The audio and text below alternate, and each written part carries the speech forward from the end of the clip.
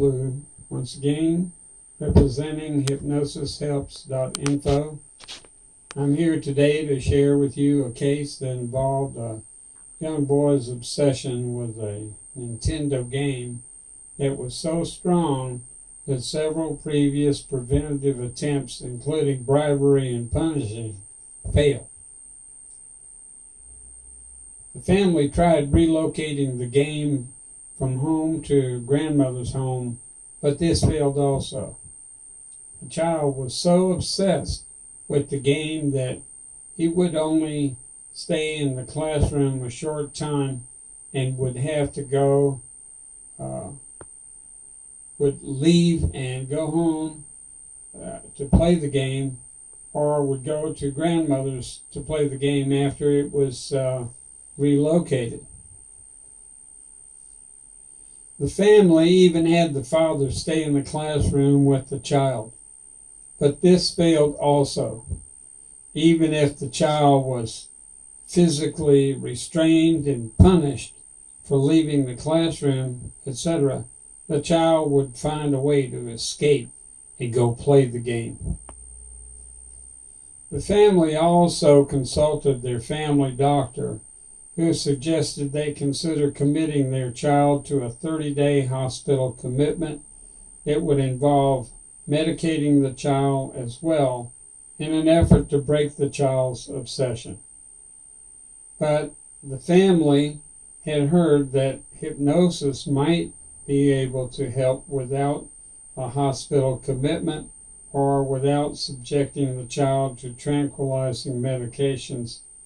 And so they decided to give hypnosis a try with me. And after consulting the family, I decided the son would be susceptible to hypnotherapy. And I chose to use a multiple session approach that allowed me, as a clinical hypnotherapist, more choices in terms of hypno-behavioral modification that helped the child himself choose to stop skipping school and instead go to school so that he could learn to take better care of animals, such as his dog, whom he loved deeply. In effect, what I did hypnotically was to plant a subconscious seed for him to become a veterinarian. And in doing so, I gave him something he didn't have before: a life goal.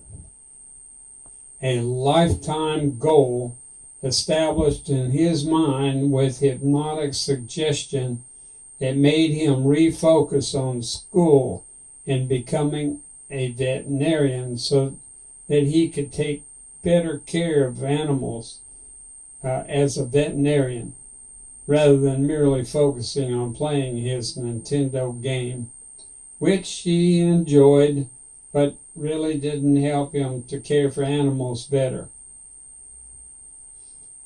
And perhaps those versed enough in hypnotherapeutic parlance might recognize this procedure as a symptom substitution, a procedure that can be relatively easily accomplished when doing hypnotherapy. And that did the trick. The child learned to stop skipping school and instead showed a whole new interest in school and learning to take better care of his dog and other animals as well.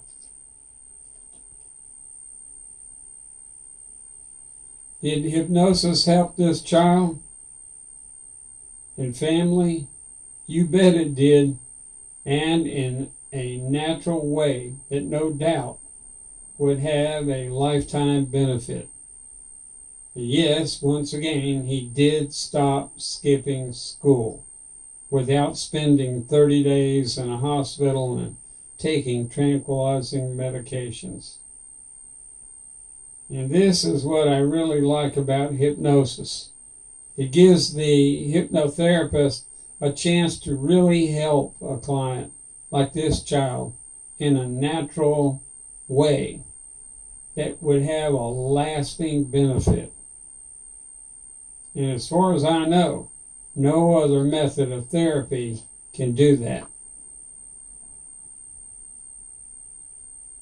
So thank you once again for giving this case consideration.